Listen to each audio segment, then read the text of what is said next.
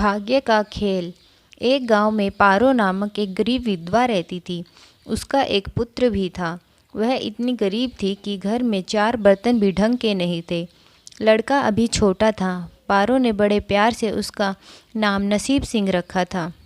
वह इतना बदनसीब था कि उसके पैदा होने के कुछ समय के बाद ही एक बीमारी से उसके पिता की मृत्यु हो गई। तो लोगों के घरों में चौका बर्तन करती थी, उसका पालन पोषण कर रही थी।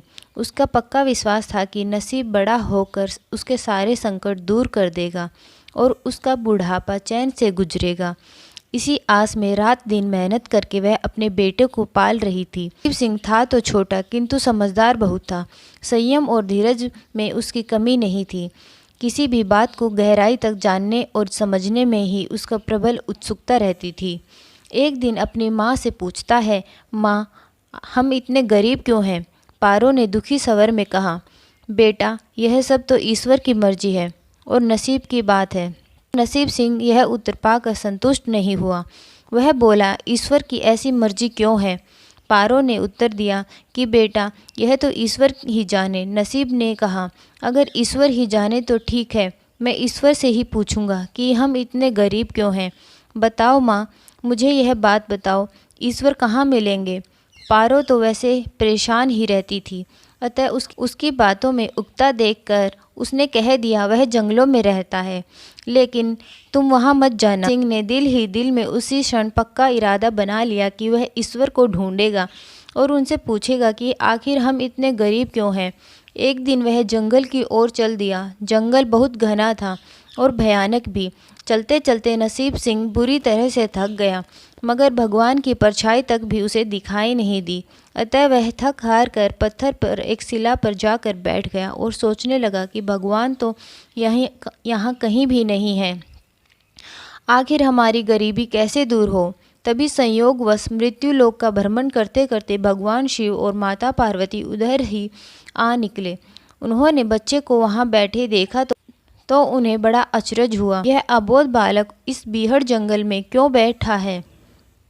भगवान शिव ने बालक से पूछा, तुम कौन हो बालक, और इस जंगल में क्यों बैठे हो? बालक ने कहा, मैं ईश्वर को ढूंढ रहा हूँ। माता पार्वती ने चौंक कर कहा, ईश्वर को? और पूछा, मगर क्यों? ईश्वर से तुम्हें क्या काम है? बालक नसीब सिंह ने बड़ी निर्भीकता से उत्तर दिया, मैं उनसे यह पूछना चाहता हूँ कि हम इतने गरीब क्यों हैं? दूसरों की तरह हम पर भी भाग्य की कृपा क्यों नहीं है? माँ पार्वती और भगवान शिव उस बच्चे का साहस देखकर बहुत प्रसन्न हुए। माँ पार्वती तो करुणा का ही सागर है। उन्हें उस बच्चे पर बड़ी दया आई और भगवान शिव से बोले, प्रभु, इस बालक की कुछ मदद कीजिए। भगवान शिव ने कहा, हम कुछ नहीं कर सकते, क्योंकि इसके भाग्य में यही सब लिखा है। भाग्य देवता के लेख के अनुसार ही ऐसे जीवन भोगना पड़ेगा। माँ पार्वती हट करने लगी। नहीं नहीं स्वामी, आपको इस बालक की कुछ मदद करनी ही होगी। भगवान शिव ने कहा, जिद ना करो पार्वती, यदि हम उसे कुछ भी देंगे तो भी उसके पास कुछ नहीं रुकेगा। इसे वैसा ही जीवन जीने दो जैसा इसका भाग्य चाहता है। माता पार्वती ने कहा, नहीं प्रभु, इसकी गरीबी दूर करने के लिए आपको इस पर कृपा करनी ही होगी। जब पार्वती जिद करने लगी तो भगवान भोले शंकर ने उस बच्चे को एक हार दे दिया। हार पाकर नसीब सिंह बहुत प्रसन्न हुआ और खुशी खुशी अपने घर की ओर चल दिया।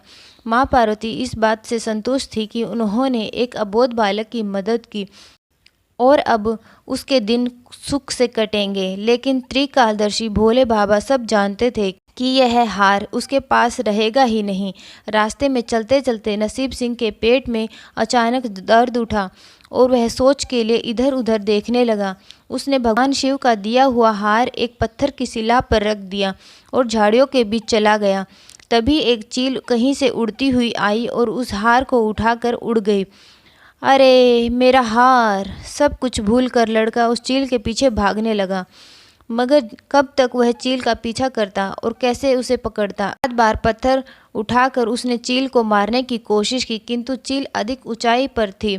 कुछ ही पलों में चील उसकी नज़रों से ओझल हो गई और वह बड़ा दुखी हुआ। रोते रोते वह अपने घर की ओर चल दिया। घर पहुंचकर उसने माँ को सारी बात बताई, मगर पारो को उसकी बात पर बिल्कुल भी विश्वास नहीं हुआ। हाँ, उसकी बात सुनकर थोड़ी सी उदास अवश्य हो गई, लेकिन नसीब सिंह अपनी माँ की उदासीनता देखकर हतोत्साहित नहीं हुआ। उसने मन ही मन निर्णय लिया कि वह कल फिर जाएगा और भगवान शिव और माता पार्वती को अपनी विपदा सुनाएगा। उसका विश्वास था कि भगवान शिव उस धूर्त चील को अवश्य ही दंड देंगे। भगवान शिव ने माता पार्वती से कहा, देवी देखो, उसके पास कल वाला हार नहीं रहा। उसे एक चील लेकर उड़ गई। दूसरा हार पाने व चील को दंड दिलवाने की इच्छा लिए वह लड़का आज फिर यहाँ आया है। माँ पार्वती ने फिर भगवान शिव से प्रार्थना की कि आप चाहे चील को दंड दें या ना दें, किंतु इस लड़के की सहायता अवश्य करें, उसकी निर्धनता दूर करें। हम कुछ नहीं कर सकते देवी, यदि तुम जिद करती हो तो हम ब्रह्मदेव से कहेंगे कि वह उस बालक की कुछ सहायता करे। यह कहकर भगवान शिव ने ब्रह्मा जी को बुलाया और सारी बात बताकर आग्रह किया कि आप इस बालक की कुछ मदद करें। तब ब्रह्मा जी ने बालक को हीरे की एक अंगूठी दे दी। लड़के ने अंगूठी जेब में रखी और खुशी खुशी अपने घर की ओर चल दिया। उसने सोच लिया था कि वह एक पल के लिए भी अंगूठी को अपने से अलग नहीं करेगा। फिर रास्ते में चलते चलते अचानक उसे प्यास लगी।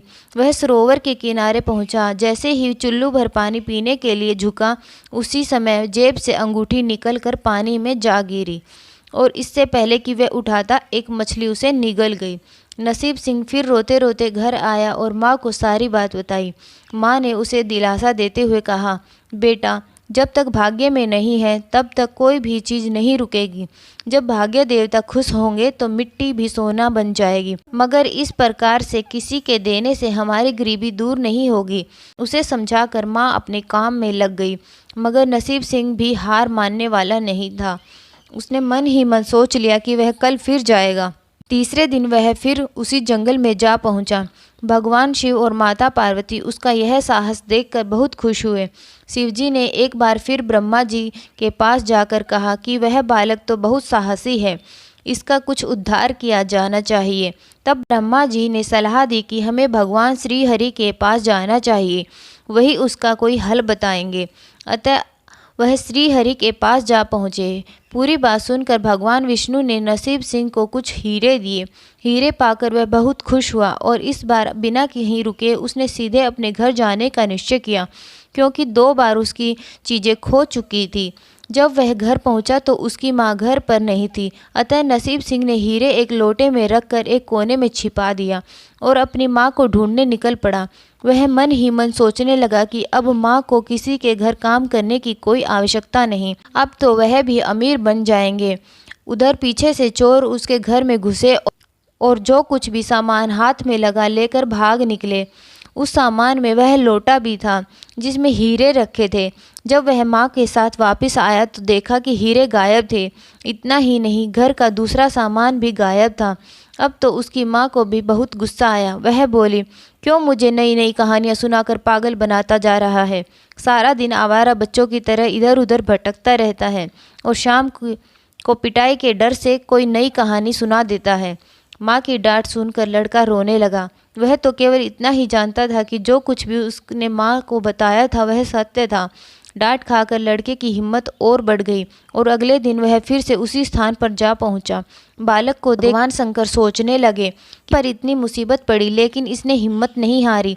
इससे वह बहुत प्रसन्न हुए और भाग्य देवी के पास जाकर बोले, यह लड़का बहुत साहसी है, हिम्मती है और धीरज वाला भी है।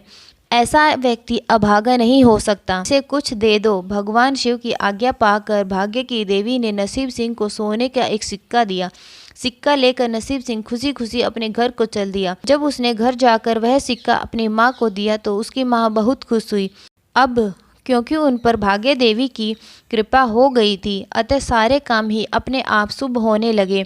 दूसरे दिन एक मछली वाला उसके गाँव में मछली बेचने आया तो उस लड़के ने वही सिक्का देकर मछली खरीद ली। उसकी माँ ने मछली का पेट चीरा तो वह अंगूठी निकली जो ब्रह्मदेव ने उसे दी थी और उसकी जेब से तालाब में गिर गई थी। माँ ने अंगूठी संभाल कर रख ली और नसीब सिंह से बोली, जा बेटा जंगल से थोड़ी लकड़ियाँ ले आ, आज घर में ईंधन बिल्कुल नहीं है। लड़का कुल्हाड़ी लेकर जंगल की ओर चल दिया। वहाँ जाकर जिस पेड़ पर लकड़ी काटने के लिए चढ़ा वहाँ उसी चील का घोंसला था जो उसका हार उठा कर ले गई थी। लड़के ने देखा कि चील कहीं आसपास नहीं थी। नसीब सिंह ने अपना हार उठा लिया और थोड़ी जो भी थोड़ी बहुत लकड़ियां पेड़ के पास पड़ी थी वही लेकर अपने घर की ओर चल दिया। माँ हार पाकर बहुत खुश हुई। अब तो देखते ही देखते उनके दिन बदल गए। घर में किसी चीज का अभाव नहीं रहा। फिर ईश्वर की कुछ ऐसी करनी हुई कि जो चोर उसके घर से हीरे चुरा कर ले गया था, उन्हें सपने में महादेवी ने चेतावनी दी कि जो हीरे उस लड़के के घर से चुरा कर लाए थे वह तुरंत वापस कर दो, नहीं तो तुम्हारा सर्वनाश हो जाएगा। चोर उसी दिन हीरे उसके घर पर दे गए और अपनी गलती के लिए माफ़ी भी मांगी।